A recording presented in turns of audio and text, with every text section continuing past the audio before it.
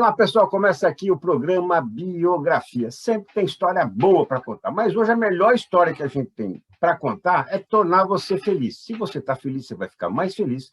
Se você não está muito feliz, vai sair extremamente feliz, principalmente porque vai entender um pouco dos caminhos que possam levar à felicidade. Gente feliz tem problema, gente feliz enfrenta dificuldade, mas isso não pode abalar o seu estado de felicidade. Por isso, estou muito feliz, vou confessar, hein?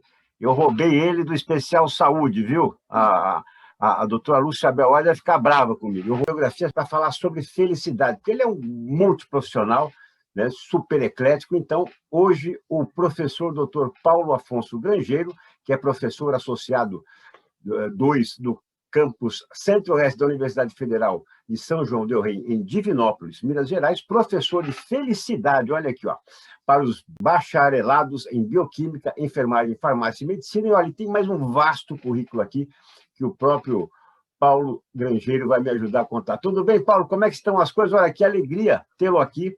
Alegria não, felicidade tê-lo aqui no Biografias. Tudo em ordem? Olá, Elias, tudo em ordem? É uma felicidade mesmo estar aqui, poder compartilhar minha experiência com você, com os seus ouvintes, e também, né, com a Lúcia, né? Poxa, a Lúcia me conheceu, me convidou para o programa Saúde Especial, e que felicidade mesmo estar aqui. Com certeza. Olha, o Paulo, para vocês terem ideia, né, ele atua bastante na área de pesquisa, na área da ciência, também, né, desenvolveu essa cadeira de felicidade, ele vai contar bastante para a gente, e tem um trabalho espetacular com núcleo de empreendedorismo, inovação tecnológica, ou seja, quando eu falei para vocês que ele é eclético, né, realmente vale a pena, porque nós vamos aprender bastante com essa conversa. Paulo, aqui é biografias, então não dá para sair ileso daqui, né? Então conta um pouco dessa história da família Grangeiro, onde você nasceu, como é que era esse ambiente. Nossa, a história ela é bem interessante, e eu vou dizer para você que eu nasci numa cidade que eu nunca morei. Eu nasci em Jaú, no interior de São Paulo, é o centro geodésio do estado de São Paulo, mas meus pais moravam em Barra Bonita, e naquela época não tinha como nascer em Barra Bonita. Nasci em Jaú, 10 meses depois nasce um outro irmão meu, nós ficamos 2 meses gêmeos, o André, e ele nasceu em Ibitinga. De Ibitinga nós fomos para Botucatu, de Botucatu nós fomos para Ilha Solteira, de Ilha Solteira nós fomos para Jupiá, porque meu pai trabalhava na CESP, né, na Companhia Energética do Estado de São Paulo, trabalhava em torres de transmissão, então nós fomos mudando bastante. Dessa vila dos operadores em Jupiá, eu acabei indo para Bauru com 17 anos de idade, estudar fora, porque eu queria entrar numa universidade pública, e eu tinha que estudar num colégio melhor. E fiquei em Bauru fui para Araraquara, fiz farmácia em Araraquara, e foi muito bacana, né? A vida universitária é incrível, é um ambiente de muito aprendizado. Então, eu experimentei muita coisa bacana do ponto de vista de me preparar para ser profissional. Fui de movimento estudantil, fiz iniciação científica, dei aula em cursinho, e foi dando aula em cursinho para alunos carentes que acabei me descobrindo como professor e decidi que eu queria ser professor universitário. Aí fui para a Unicamp, então fui morar em Campinas. Fiz meu mestrado e doutorado, voltei a morar com os meus pais, porque meus pais moram em Campinas, e de lá terminei o meu doutorado, fui para Espírito Santo do Pinhal. Então eu sempre estava mudando de lugar. Eu queria ser cientista, né? Fiz uma formação para isso, e nas universidades privadas isso não é tão evidente. Acabei passando no concurso público em Divinópolis, na Universidade Federal de São João del Rei, um campus avançado. Estou aqui em Divinópolis e, mesmo morando no Brasil, nessas cidades, eu já morei 3 meses no Canadá e 18 meses nos Estados Unidos e em Boston. Então, já tive uma experiência internacional também. Que me ajuda a aprender, a conhecer diferentes culturas. Bacana, Paulo. Bom, falando de Campinas, eu tive a honra de biografar o senhor Armindo Dias, do grupo Royal Palm Plaza, né, que é um grande hotel ali de Campinas, é uma grande rede, né, hoteleira de resorts, enfim. Então, eu também vivi muito essa experiência, porque biografei empresários, né, dos mais distintos estados, né, do Brasil, e até também que vieram de fora. Então, estive fora conhecendo um pouco da essência deles. Então, é muito gostoso realmente você se relacionar com pessoas, né, de diferentes localidades, culturas, até para você enxergar um outro Brasil que você não conhece. Por exemplo, né, nós estávamos falando um pouco antes de iniciar a nossa conversa sobre as relações pessoais. Então, você é um especialista em relações pessoais por tudo que você viveu. Então, traz um pouco desse fator tão importante que muitas vezes a gente até despreza no nosso dia a dia, no nosso cotidiano. As relações pessoais, elas são extremamente importantes. Tem um estudo que é realizado por Harvard há mais de 70 anos, que é o estudo mais longo sobre longevidade.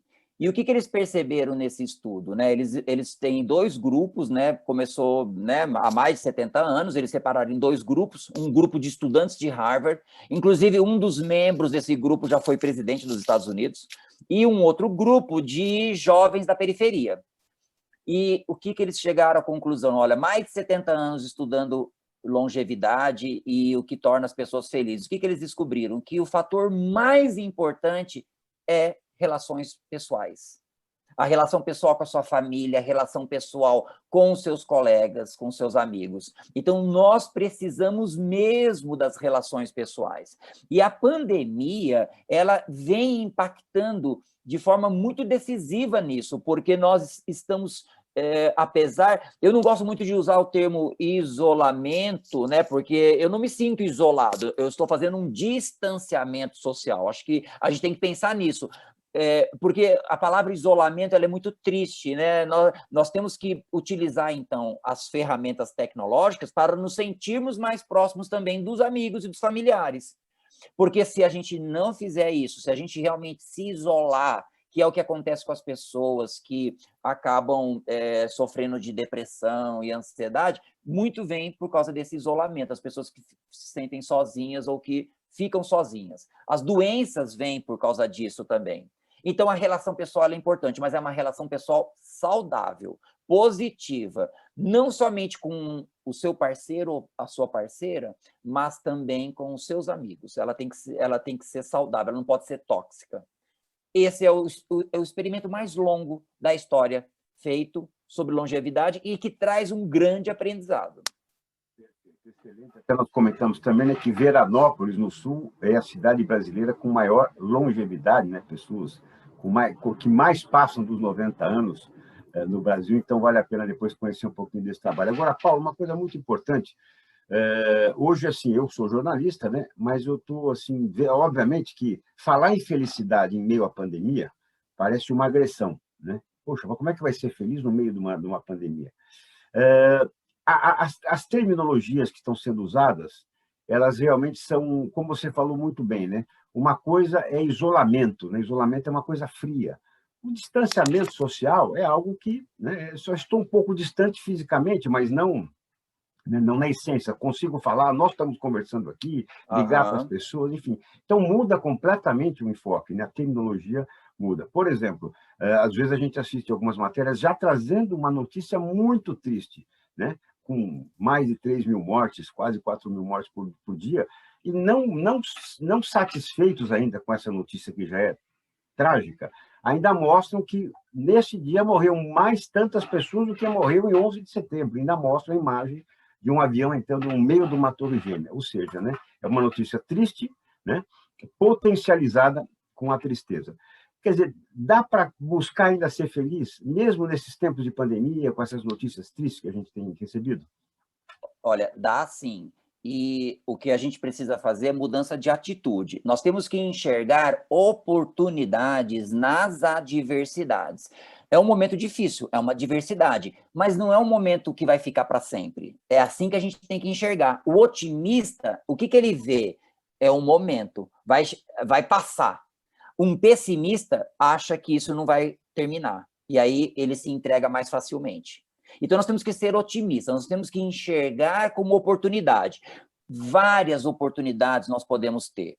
Por exemplo, aprender uma nova língua, aprender uma nova habilidade, aprender a trocar um instrumento musical. Então, nós temos que aproveitar esse distanciamento para outras oportunidades. Então, eu, por exemplo, fiz vários cursos durante a pandemia, estou fazendo ainda, então, cursos à distância, na minha área tecnológica, de propriedade intelectual. Eu aprendi a fazer alguns pratos novos, eu cuido mais do meu jardim, eu acabo lendo mais. Então, a gente tem que verificar que isso é uma passagem, é um momento e que, se a gente fizer da forma correta, a gente vai se dar bem. Então, eu sou muito otimista e vejo que é uma prova que nós estamos passando. A humanidade já passou por isso de várias maneiras diferentes, foram guerras que aconteceram, já teve a gripe espanhola e a humanidade sobreviveu. Muitas perdas acontecem, muitas pessoas morrem, mas a gente tem que ser otimista. Eu aposto muito no otimismo para isso. Você, inclusive, passou um vídeo, Paulo, que eu assisti, achei muito interessante, né? Falando sobre o livro, né? O Jeito Harvard de Ser Feliz, do autor, do Sean Achor. E ali ele traça, né, 6 pontos, né? Que são: felicidade vem antes do sucesso, treine o seu cérebro para ser otimista, gratidão, muita gratidão, caia para cima e não desista, fortaleça suas conexões e, para colocar tudo isso em prática, regra dos 20 segundos. Né? Sem dúvida alguma, esse lado do otimismo ele é muito reforçado nesse vídeo que você me passa, me chamou a atenção, que uma determinada empresa optou por contratar mais pessoas otimistas do que pessoas que, naquele teste, né, de recursos humanos, se deram melhor para aquela vaga. Então, eu queria que você trouxesse um pouco do conceito, né, do otimismo, principalmente do otimismo não só no dia a dia, mas também na área profissional. É bem interessante, né? Acho que eu posso falar da disciplina também? Deve, porque você foi um dos que, vamos dizer assim, iniciou essa linha da felicidade nas universidades, né? Eu ia chegar bem nisso. interessante. Exatamente. Então, eu vou começar contando primeiro como que surgiu, né, essa possibilidade de lecionar a felicidade no nosso campus, e vou depois para essa sua pergunta sobre otimismo. Esse vídeo que eu te mandei, eu recebi, é um vídeo para explicar um livro, né? Hoje tem vários recursos utilizando, né, vídeos para explicar o que o livro trata, para chamar a atenção do livro, e eu recebi esse vídeo sobre o livro O Jeito Harvard de Ser Feliz, e eu não dormi aquela noite. Aquilo me tocou profundamente. E eu acordei no outro dia decidido que iria dar essa disciplina de felicidade no meu campus. E já entrei em contato com outras 3 pessoas, 3 professores que, de alguma certa forma, têm uma sensibilidade para isso. Então, eu chamei o professor Daniel Bonotto, do curso de Bioquímica, o professor Alexandre, do curso de Enfermagem, e o professor Richardson, também do curso de Enfermagem, que, de alguma forma, já vem lidando com esse tipo de atitude dentro do campus. Eles toparam na hora. E aí começamos a escrever a ementa, o programa, o que teria nessa disciplina. Paralelo a isso, olha como é interessante como as coisas vão acontecendo. Uma semana antes da gente lançar essa disciplina, sai uma matéria no Fantástico de uma disciplina de felicidade que vinha sendo lecionada na UNB, a questão de 1 ano. Então, nós fomos uma das primeiras universidades do Brasil a começar a lecionar a felicidade. E foi um impacto muito positivo. Para você ter uma ideia, 25% dos estudantes se inscreveram para fazer essa disciplina. Então, de 1.000 alunos que nós temos no campus, 250 se inscreveram. E em Harvard, onde essa disciplina surgiu, são 1.000 alunos fazendo a disciplina. E aí você fica pensando assim, nossa, o sonho do americano é estudar em Harvard. Como que pode um estudante que tem o sonho de estudar em Harvard chegar lá e não se sentir feliz? Então, a felicidade ela é um estado mental, né, que todo mundo realmente busca. Mas por que, então, né, estudar, buscar a felicidade? A gente vive um mundo de muita incerteza, um mundo muito volátil, né? E aí tem o chamado mundo VUCA, e que vem, de certa forma, impactando nas nossas vidas. Então, buscar felicidade, acredito que é um ponto fundamental, mesmo você tendo sucesso. Então, eu percebi pelo perfil dos alunos, né? A gente dá aula para os 4 cursos, então a gente tem um limite de vagas, a gente não consegue atender. Começamos no presencial, um sucesso, muitos alunos fazendo avaliação positiva da disciplina, não tem avaliação do ponto de vista assim, não é conhecimento teórico que a gente quer deles, a gente quer que eles façam exercícios. Então, a gente traz muitos exercícios do dia a dia para mudança de atitude. Né? Então, a gente traz esse conhecimento teórico em função de um fator que é o seguinte: até o final dos anos 90, a relação de artigos sobre saúde mental, do ponto de vista da doença e do problema, era 17 vezes maior em relação a artigos que falavam sobre, por exemplo, gratitude, felicidade, otimismo, engajamento no trabalho. Final dos anos 90.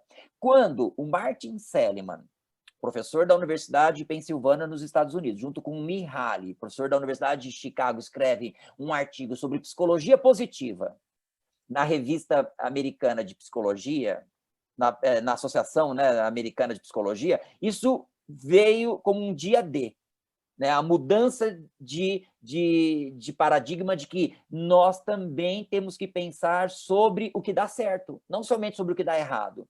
Então, haviam muitos estudos só sobre depressão, ansiedade, estresse, e pouco sobre o que dá certo. Hoje, essa relação é de 4:1. Ainda é maior, se pesquisa mais sobre depressão, ansiedade, mas muito mais passou a se estudar sobre o que dá certo. Então, sobre felicidade, sobre gratitude, sobre engajamento. E isso é ciência da felicidade. Então, não é um achismo, é ciência. Então, são estudos, são estudos envolvendo pessoas que explicam que atitudes que você pode ter no seu dia a dia para você ser mais feliz. E o principal, mudar aquele conceito de que é o sucesso que traz a felicidade. Na verdade, é a felicidade que traz o sucesso. Nós temos que estar felizes. Então, o otimismo, e aí conectando com a sua pergunta, tem tudo a ver com isso. Então, por exemplo, ficar assistindo demais programas que só trazem tragédias ou são sensacionalistas, isso não é bom. Porque o seu cérebro, ele é treinado para captar aquilo. Então, a gente tem que buscar assistir, ler mais sobre questões positivas. É claro que a gente não vai ficar alienado do que está acontecendo, mas evitem ficar assistindo demais essas tragédias. Vou dar um exemplo. A CNN, né, um programa de TV americano, de jornalismo, né, assim como, por exemplo, o Brasil tem um parecido. Quando acontece uma tragédia, é uma semana falando sobre aquilo. É assim, é porque vende. Mas a gente tem que tomar um cuidado muito grande de não assistir isso demais, porque isso, de certa forma, impacta no seu dia a dia. Voltando para a questão da disciplina, por que para mim virou uma missão fazer isso? Eu que trabalho com tecnologia, mas eu já venho orientando muitos alunos, né? Porque vem aumentando cada vez mais os casos de depressão e ansiedade nos universitários. O suicídio é a 4ª maior causa de morte em jovens. Depressão pode chegar até 30% dos universitários, dependendo do curso que ele está cursando, dependendo da instituição que ele está. Então, são muitos casos. A saúde mental, ela é um problema muito sério hoje na saúde pública. Mas podemos melhorar fazendo pequenas mudanças de hábitos positivos diariamente. E é isso que o livro O Jeito Harvard de Ser Feliz traz, porque o autor pesquisou mais de 1.600 estudantes universitários. E ele conseguiu perceber que aqueles que têm sucesso são pessoas felizes, primeiramente. Sem dúvida alguma, sem dúvida alguma. E vindo, claro, né, essa felicidade, como você bem disse, antes do sucesso. Agora, Paulo, você aplica essa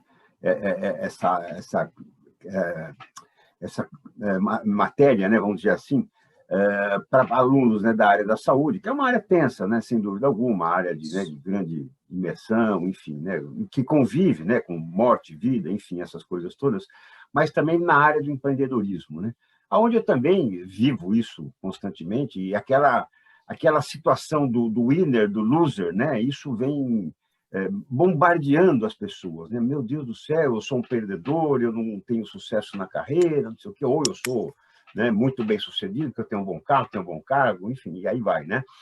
Então, esses alunos, né, que têm procurado, né, que têm comparecido, né, se inscrito nessa sua disciplina, qual é a expectativa ou qual é a dor que eles buscam ao se inscrever? É bem interessante sua pergunta.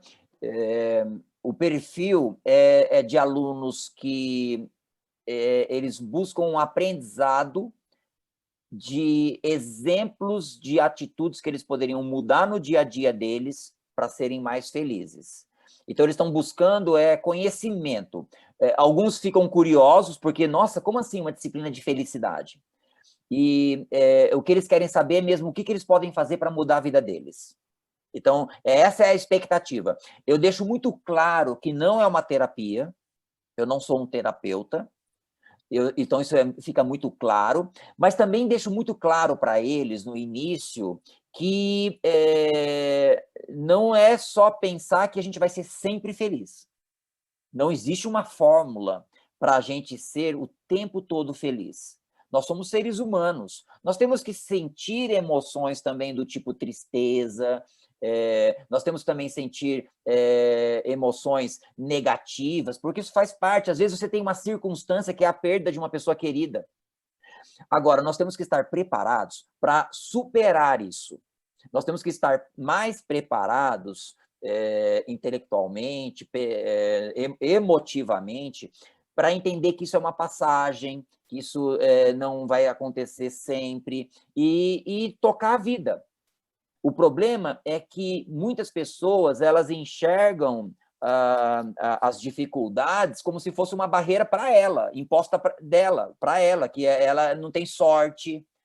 Então, é isso que ela tem que enxergar, que, na verdade, é uma circunstância e que eu absorvo isso, sofro aquele momento com aquilo, mas a vida continua. Então, essa expectativa ela é muito interessante do aluno que busca que exemplos que ele poderia fazer do dia a dia para se sentir mais feliz. Então, por exemplo, gratidão. Gratidão é uma atitude que a gente deve fazer diariamente. É muito interessante, porque muitas pessoas não conseguem fazer isso. E quando a gente fala a palavra gratidão, quando a gente agradece, a gente está liberando substâncias químicas benéficas para o nosso organismo. Como eu sou bioquímico, eu acredito muito na relação de que o seu pensamento interfere na liberação de substâncias. Então, se o seu pensamento é positivo, é do bem, você vai liberar substâncias boas. Se você tem um pensamento negativo, você está liberando substâncias tóxicas. E elas estão interferindo nas suas células e, de alguma forma, vai vir uma doença. Então, eu acredito muito nessa atitude mental positiva e também de você agradecer as pessoas. Tanto que grandes empresas, elas orientam os seus altos executivos a todos os dias de manhã mandar pelo menos um e-mail de agradecimento para um dos seus colaboradores. Então, isso é um exemplo. E tanto que tem uma dinâmica que eu faço na disciplina, Elias, que é de arrepiar. Eu explico sobre gratidão, os benefícios que a gratidão traz para o organismo, né? Falo do ponto de vista científico, falo do ponto de vista pessoal, e aí eu peço para eles, então, em 10 minutos, escrever uma carta de gratidão para alguém. Aí eles passam lá, 10 minutos, beleza. Aí eu falo assim, quem gostaria de agora ligar para essa pessoa. Nossa, que lindo. E fazer e ler essa carta? Elias, fica assim 3, 5 minutos, ninguém assim, todo mundo chocado. Aí eu vou lá, vamos. Oi? Haja lenço para enxugar lágrima, hein? No momento não, desse. Elias, olha isso. Aí sempre tem alguém. Nossa, quando essa pessoa liga, ela fala, olha, estou no meio de uma aula, então assim, já aconteceu com mãe, já aconteceu com irmão, já aconteceu com amigo, então já tive vários exemplos. Ela explica, essa pessoa sempre explica que ela está no meio de uma aula, que está todo mundo ouvindo, então já aconteceu por celular, né? No celular coloca no Viva Voz, e pelo Google Meet, aí todo mundo vendo a pessoa, tá? E aí ela começa a falar, só que ela não lê a carta mais. A pessoa sempre começa a falar tudo que vem de dentro, e aí todo mundo chora. É impressionante. E a pessoa do outro lado, ela sente uma felicidade. E o que é o bacana disso? É um choro, mas vem uma felicidade depois, uma sensação muito gostosa. Essa dinâmica ela é incrível.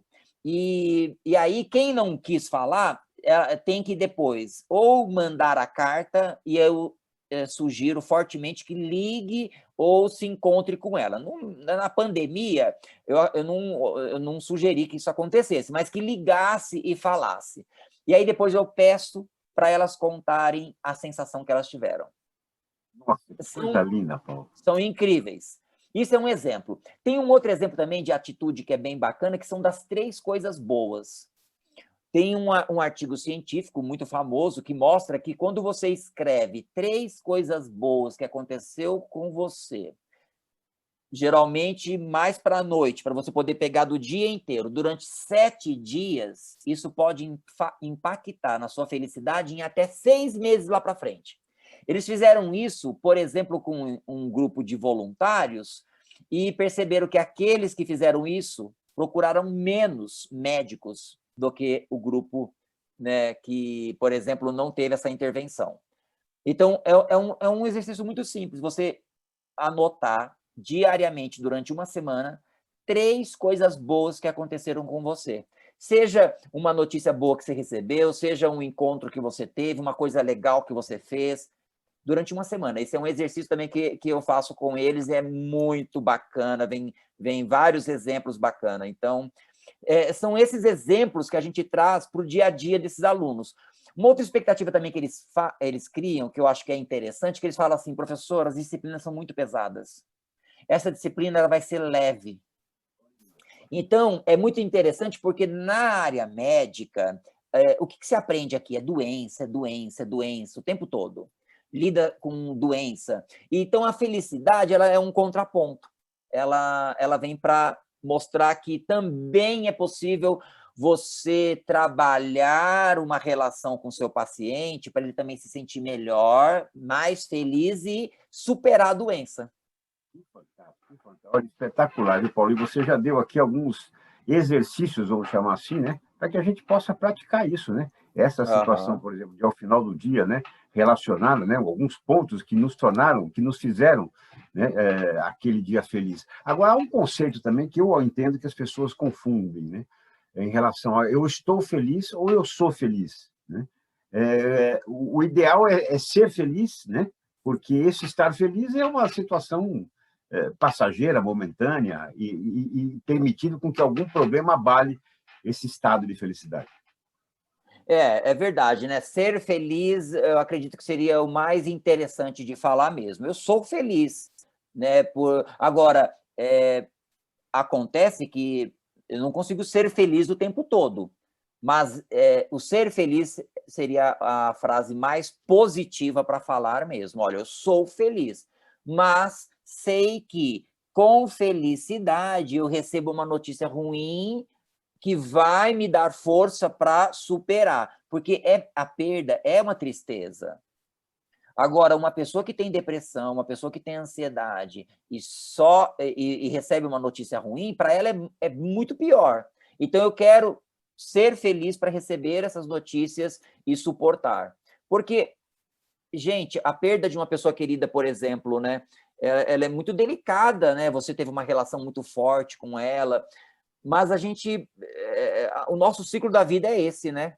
Se Nascer, apegar às boas lembranças, né? De repente é crescer, uma forma, né? isso, e morrer. Então, pense sempre no que ficou de positivo da sua relação com aquela pessoa, do que foi, da lembrança boa dela. Isso ajuda muito, né, de superar. E aí tem pessoas que sofrem mais, né, isso vem muito desse, talvez, pensamento positivo, desse pensamento otimista, que é o que a gente tem que trabalhar, a gente tem que estar muito preparado para isso. Talvez, para mim, isso também é até mais fácil de falar, porque vem para aquela minha história de que eu mudei muito de lugar. Então, eu não tenho muito raízes assim, né? Então, talvez para mim seja até mais fácil isso. Agora, tem gente que é muito ligado, muito apegado, né? Aquele familiar, por exemplo, ou aquele amigo, e realmente vai sofrer muito mais. Realmente, acho que isso é um ponto que eu posso deixar aqui que, que tem sentido, né? Paulo, queria que você explicasse um pouquinho também, né, sobre o conteúdo, né, dessa disciplina de felicidade que você aplica, né? Então, nós trabalhamos basicamente os princípios que estão no livro do Jeito Harvard de Ser Feliz, mas a gente traz também a questão da gratitude, da psicologia positiva, do propósito. A gente trabalha muito propósito, sentido e autorrealização, tanto que eu acabei fazendo uma especialização pela PUC Rio Grande do Sul, em psicologia positiva, ciência do bem-estar e autorrealização. Por causa de ter assumido essa disciplina, eu decidi fazer uma especialização online, recomendo, ela é muito boa, tá? Não é somente para psicólogos, e isso me fez isso me apresentou uma gama de conhecimento sobre o assunto muito bacana. Eu tive aula com Martin Seligman, eu tive aula com Mihaly, eu tive aula com vários alunos estrangeiros, vários cientistas da área da psicologia positiva do Brasil, do grupo do Rio Grande do Sul. Então, eu acabei trazendo esse conteúdo também para dentro da disciplina. E propósito é bem chave, porque muitos decidem a carreira pelo que os outros falam, sem saber o porquê. Então, em propósito, a gente tem que começar primeiro pelo porquê. Geralmente, alguém escolhe uma carreira para depois falar por que está nela. E o correto é primeiro saber o seu porquê, para depois você saber o que você vai ser. Isso é um ponto-chave, e tanto que tem um vídeo bem bacana, né, uma TED do Sinek sobre o Círculo Dourado, que nos ajuda a descobrir os nossos propósitos. Agora, tudo bem, eu escolhi fazer uma determinada profissão, estou nela, eu posso também tentar buscar um propósito nela. Ou, se eu não vejo propósito nela, eu mudo de profissão, que também pode ser uma opção. Agora, deixa eu falar sobre... Vamos tentar achar propósito no que nós estamos fazendo. Então, o que eu faço também um exercício com os alunos? Muitos alunos, já tenho 20 anos de experiência na docência, reclamam, por que existe essa disciplina? Eu não gosto dessa disciplina. E eu ensino para eles que o não é uma palavra boa. Quando você fala assim, eu não gosto de matemática, você já cria um bloqueio no seu cérebro para você aprender. Porque a neurociência explica que para aprender, você precisa ter uma sensação de prazer. E o cérebro, ele só armazena informações que estão relacionadas com o prazer. Então, se você diz assim, eu não gosto de matemática, você não vai aprender. Tanto que na fase REM do sono, né, que é a Rapid Eye Movement, que os olhos ficam assim, nessa fase, o cérebro está fazendo o seguinte, o que você aprendeu com emoção? Ele guarda. O que você não aprendeu com emoção, ele joga fora. Então, eu ensino assim, gente, quando vocês forem estudar, estudem com emoção. Criem um prazer. Eu falo que quando eu vou pegar um artigo para ler, eu falo assim, nossa, que artigo bacana esse, nossa, esse artigo é maravilhoso. Eu já estou fazendo o meu cérebro ter uma emoção com aquilo. Ele vai guardar aquela informação. Tanto, Elias, que eu leio uma vez só. Eu já guardo. Eu não preciso ficar lendo várias vezes a mesma coisa. Eu crio isso, essa emoção. Então, o que eu falo para um exercício que eu trago para eles de propósito? Eles têm que fazer um exercício que é assim, escolha uma disciplina que você menos gosta. Aí eles vão lá e escrevem na disciplina. Agora, tente buscar um propósito dela, do porquê que ela é importante para a sua formação. Aí eles param, não conseguem achar. Não, então, vai de novo, vai pensando. Até eles encontrarem um propósito do porquê aquela disciplina é importante. Aí eles passam a olhar diferente para aquela disciplina e aceitá-la mais. E o resultado que eu tenho, que é bem bacana, é que é o seguinte, tem alunos que falam assim, eu odiava bioestatística, E aí eu entendi que bioestatística é super importante para eu ter uma visão mais científica, metodológica do meu trabalho, por exemplo. E aí os resultados vêm mostrando que é um exercício que vale muito a pena fazer. Fantástico, Paulo, porque eu acho que esse olhar que você traz é importante, né? Qual é o sumo que eu posso tirar, né, de algo que me agrada ou que me desagrada, né? Mas alguma coisa eu posso tirar isso, né, disso, né, de uma forma positiva para aplicar na minha vida, na minha profissão. Então, esse olhar ameniza, sem dúvida alguma, né, a relação com aquilo que a gente gosta mais ou de repente não gosta tanto, né? E essa relação com o não é muito importante. Eu procuro também trazer muito isso nas palestras, né? Para a gente saber dizer não, né? Que o não é uma porta fechada, né? Pode ser, olha, não Aham, nesse momento, né? Não por esse caminho, né? E aham, principalmente saber receber o não, uhum, que também tem várias formas. Olha, o que você traz é interessante, mas não, né? Não no formato que você me apresenta. Então, repense e tal, ou não verdadeiro, né? Não, e não tem como, e acabou a expectativa, vamos então bater em outra porta. Então, essa relação com não é uma relação que choca as pessoas. Ninguém gosta de dizer e ninguém gosta de receber, né? Mas saber entender, né, essa relação acaba sendo bastante sadia, né? Eu mesmo já tive grandes empreendedores, né? Que a trajetória deles ganhou um novo rumo, um novo formato a partir de um não, ou de um não dito, ou de um não recebido, sem dúvida alguma, né? Então, um dos maiores educadores do Brasil, Dr. João Uchoa Cavalcante Neto, descobriu uma vocação, a vocação da educação, justamente em função de um não que ele deu para o Amador Aguiar, né? do Banco Bradesco, imagina, né? Então, aham. olha quanta coisa que pode acontecer por aí. Agora, Paulo, uma coisa que eu confesso para você, eu sou meio disléxico, né? E por incrível que pareça, apesar de escrever, eu às vezes estou lendo um texto, estou na terceira, quarta página, não entendi pitomba daquilo, né? Preciso voltar e tudo mais, né? Agora, quando eu leio os meus livros, se você me perguntar onde está tal palavra, eu te falo, na linha tal, de tal, né? Enfim, Olha, impressionante, uma coisa assim que grava, né? De uma forma incrível. Então, eu, por exemplo, tenho dificuldade de meditação, da aham. concentração para a meditação. A meditação é um bom exercício, né, nessa linha da felicidade, e existem outros exercícios que você pode indicar? Sim, a meditação é extremamente importante. Tanto que ela, quando realizada pelos monges, né, que fazem muita meditação, ela desenvolve o lóbulo frontal, que é o lóbulo mais relacionado com a felicidade.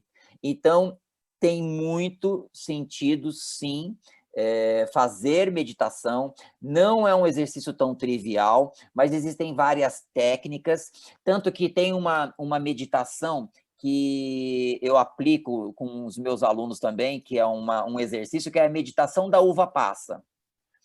Que é o seguinte, eles pegam uma uva passa, e aí primeiro eles vão lá e vão sentindo ela no dedo.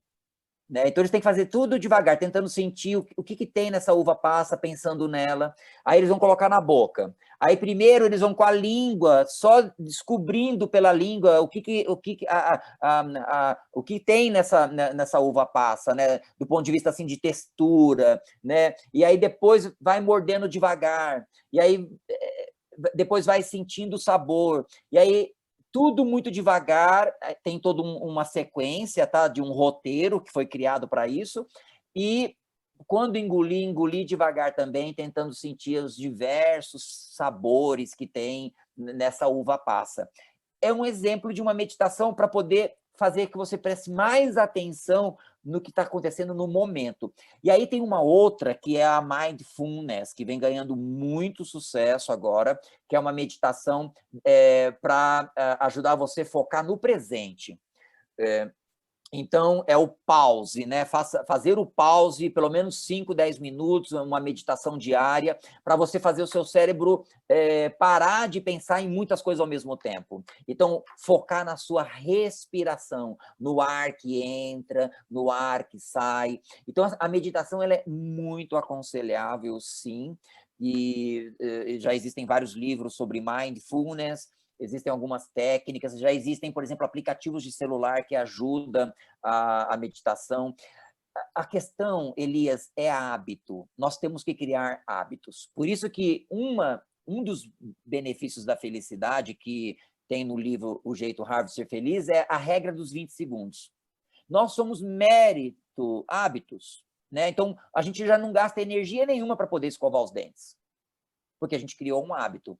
Mas como é que a gente cria hábitos positivos? Por exemplo, usando a regra dos 20 segundos. É você encurtar o tempo para fazer aquela atividade. Então, vamos supor, se a pessoa quer caminhar ou fazer atividade física de manhã, coloque a roupa da academia do lado da cabeceira. Você quer aprender um instrumento musical? Deixa o instrumento musical na sala. Então, é a regra dos 20 segundos. Você tem que diminuir a energia necessária para você fazer aquilo acontecer. E aí tem que ser repetição. É hábito, não é força de vontade, tem que ser hábito. Eu vou fazer isso hoje, vou fazer amanhã, vou fazer amanhã. E aí o corpo começa a liberar endorfina, que é um neuropeptídeo, né, uma substância química do nosso organismo, que está relacionado com a sensação de prazer. E aí isso cria o hábito. Então, nós temos que criar hábitos positivos. Por exemplo, a meditação poderia ser uma delas.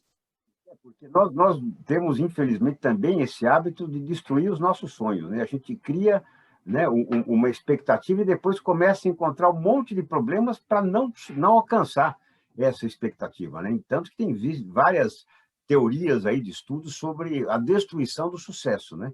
Quando a pessoa vai chegar perto do sucesso, ela cria componentes para atrapalhar aquilo, né?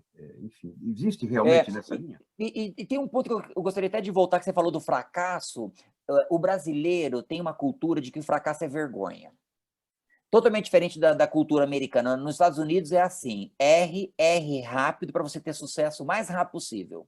Então, quando eu comecei a participar de programas de pré-aceleração, eles perguntavam assim, nos dê exemplos de fracasso. Aí eu falei assim, eu vou falar que eu tive fracasso? Eu não. E depois eu percebi que você tem que mostrar que você já teve fracasso, porque se você não fracassa, você não arrisca. E o que o investidor quer? Ele quer uma pessoa que arrisque. Ele vai colocar dinheiro num negócio de uma pessoa que seja destemida, audaciosa. Agora, uma pessoa que não fracassa é porque ela não arrisca, ela está sempre naquele mundinho. Então, é importante o fracasso, sim, na nossa vida, mas a gente tem que aprender com os erros. O erro faz parte do processo. Então, vamos aprender com os erros.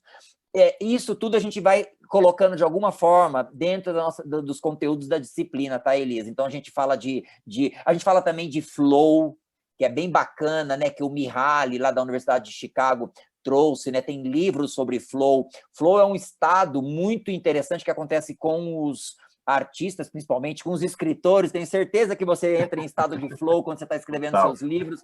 Não vê o tempo passar. É aquele estado que você fica tão conectado com o que você está fazendo que você não vê o tempo passar. Então, isso acontece com os pintores, com os artistas, né, com os escritores, e também acontece com quem tem um trabalho, que consegue se concentrar. E é um estado onde é o máximo de habilidade com o máximo de desafio. Você tem um desafio enorme, mas você tem uma habilidade enorme para fazer aquilo acontecer. Então, a gente fala também sobre flow, encontrar o seu flow. O que te dá prazer? O que realmente te faz desconectar de tudo e você fazer aquilo com o maior prazer? Então, são esses conceitos, esses conhecimentos, esses exercícios que nós trazemos para os alunos. E o mais bacana de tudo é o final. O final, eles têm que fazer uma ação de felicidade. E no presencial, foram várias muito bacanas. Aí eles são divididos em grupos e, por exemplo, eles fizeram uma ação de felicidade com os terceirizados da universidade. Os terceirizados são aqueles profissionais que são de faxina, o jardineiro, o porteiro, e aí eles reuniram todos esses profissionais numa tarde e fizeram um chá da tarde, entregaram lembranças e agradeceram pelos serviços que eles prestam pela universidade. Tem pessoas que vão, por exemplo, em asilos, tiveram grupos que foram para asilo, tiveram grupos que foram para clínicas de saúde mental, né? As pessoas que têm, por exemplo, doenças mentais, que não são mais hospitais, né? Mas são, por exemplo, centros, né? de cuidado, para orfanatos, para os próprios alunos, isso no presencial. E aí eu tive um desafio, porque eu apostei em ainda manter essa disciplina no remoto, né? E no remoto, o que eles vêm fazendo?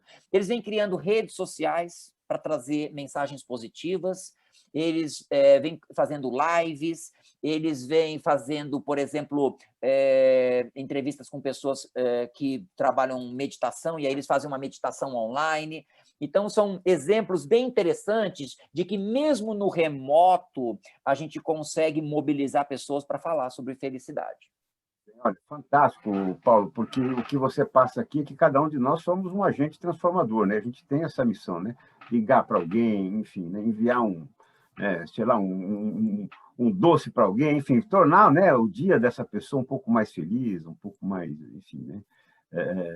Saudável, né? Então, sem dúvida, não sei se o doce vai tornar saudável, mas tornar um pouco mais feliz, mas, enfim, encontrar um caminho, né, para que possa transformar um pouquinho, né, alguém, né?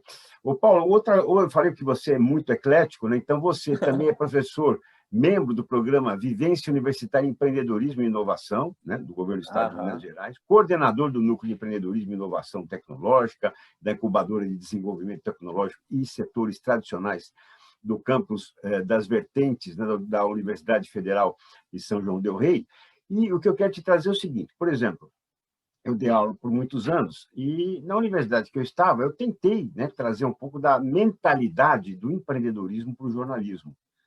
Então, se parece que empreendedorismo é uma cadeira que só pode ter em economia, administração, né, nessa área de negócios. Mas eu acho que enfermagem tem que ter empreendedorismo, jornalismo, enfim, todos os cursos têm que ter isso, né? Como é que você avalia essa ideia e realmente, né? Por exemplo, eu estou com uma filha estudando fora que ali ela tem já, está em psicologia, mas tem um convívio com o empreendedorismo que é fantástico, né? Então, eu queria que você trouxesse um pouco desse conceito, se a gente ainda está, até porque viveu também a experiência do ensino fora do país, né? Estamos muito atrasados em relação a isso. Nossa, estamos muito atrasados, sim, porque se a gente pegar que a primeira incubadora de empresas do mundo aconteceu lá nos anos 50, em Stanford, com a HP, onde um pesquisador chamou a HP, né, que é a empresa que se tornou uma potência mundial, ela foi incubada lá nos anos 50. Então, o processo, né, de empreendedorismo no Brasil, principalmente a partir das universidades, ele é bem mais atrasado em relação ao que já acontece nos Estados Unidos. O empreendedorismo não é somente para cursos de administração, de economia ou das engenharias. É possível empreender em todas as áreas, inclusive nas áreas de humanas. Porque até então se acha que você só vai empreender negócio que gere lucro, mas você pode também empreender no social, né? Então, isso é fundamental. E o que acontece? O nosso curso de graduação em bioquímica tem a disciplina de empreendedorismo, ela é obrigatória. E eu dou aula de empreendedorismo na pós-graduação. E aí eu estimulo esses alunos a pensarem soluções. Primeiro, entender problemas, que são necessidades das pessoas, e aí proporem soluções. E a gente vem se surpreendendo com várias soluções bacanas. E com a indústria 4.0, todas as áreas do conhecimento, elas podem empreender. E o que a gente percebe é que nem todos os cursos têm. Então, o nosso de bioquímica, a gente tem esse diferencial em relação aos outros cursos de bioquímica do Brasil e até de outras graduações. E a gente percebe que há um interesse, sim, dos alunos cada vez maior, apesar de quase 75% não saber de empreendedorismo ou não ter conhecimento, mas você precisa dar a oportunidade. Ou seja, oferecer a disciplina ou oferecer um curso. Eu já dei 15 workshops no Brasil inteiro sobre empreendedorismo pelas universidades nos últimos 3 anos. E por causa da pandemia isso parou, porque eu fazia no presencial. Então eu era convidado e eu passava 4 horas com alunos de graduação ou pós-graduação de diferentes áreas do conhecimento, pensando numa modelagem de um negócio. Então, é mão na massa.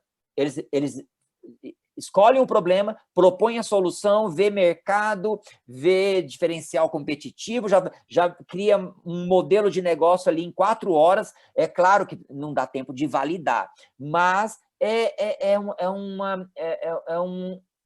uma iniciativa para despertar o interesse. E é muito bacana. e apostamos muito nisso. Tanto que hoje eu estou dando uma disciplina de pós-graduação no Rio de Janeiro, de empreendedorismo, para 3 programas de pós-graduação, do Inmetro, da Universidade Federal Fluminense e da Rede Nano Saúde. 50 inscritos. Tem alunos de mestrado, doutorado, pós-doc e também tem professores fazendo essa disciplina. Tudo pelo remoto. Então, é a nossa saída. Nós somos dependentes tecnologicamente ainda. Então, nós temos que aproveitar o nosso talento. Nós somos um povo criativo. Nós temos muitos talentos. Nossos talentos estão indo embora até por causa disso. Os nossos talentos vão embora. Então, a gente tem que reter esses talentos. E uma forma seria através do empreendedorismo, de nós montarmos, criarmos os empregos. Mesmo porque, daqui 10 anos, metade dos empregos não serão esses mesmos que a gente está acostumado a ver. Então, muita coisa virá por causa da indústria 4.0 e da internet 5G. Na hora que a internet 5G começar a acontecer, vai ser muito digital. Então, temos que estar preparados para essas novas profissões. Por exemplo, quem imaginaria que hoje é uma profissão piloto de drone? É uma profissão? Eu comprei um drone uma vez, fui tentar fazer voar. Eu não sei se era a geração desse drone, eu desisti. Você tem que fazer curso para piloto de drone. É uma profissão hoje, piloto de drone. Então, uma coisa muito importante para os empreendimentos. É claro que vai ficar mais eletrônico, mais mecânico, mais automático, mas ainda assim vamos precisar de pessoas atrás dessas máquinas. E aí, essas novas profissões para essas pessoas é que a gente tem que prepará-las. Paulo, é espetacular, Paulo, que você traz, porque nós temos 14 milhões aí de desempregados e o empreendedorismo é um caminho. E não adianta falar que não tem dinheiro, porque hoje, né, é questão de atitude, não é mais de dinheiro, existem várias formas aí de você levantar um recurso dentro do teu negócio pequeno e tudo mais, né? Tornar a tua vocação empreendedora, né? Enfim, eu sei fazer bolo, sei, enfim, né? Eu sei fazer um artesanato, alguma coisa assim, né? Tivemos aqui também entrevistando o Milton Santos, né? Um dos grandes executivos da área financeira, que hoje é presidente da Secrédito, liberando recursos, né? Pequenos recursos, mas que ajudam a startar esse lado empreendedor. Enfim, então, hoje, o empreendedorismo é a saída realmente para o desemprego. Como você falou bem, né, haverá uma grande transformação profissional. Isso não quer dizer que a gente vai perder emprego, não. A gente vai ter que redirecionar um pouco a nossa trajetória e o empreendedorismo é uma bela saída para isso. Professor Dr. Paulo Afonso Grangeiro, professor da Universidade Federal de São João del Rei, em Divinópolis, Minas Gerais. Olha, que alegria tê-lo aqui. Que felicidade tê-lo aqui. Obrigado por esse conhecimento todo. E não dá para encerrar sem deixar uma mensagem para a gente, Paulo.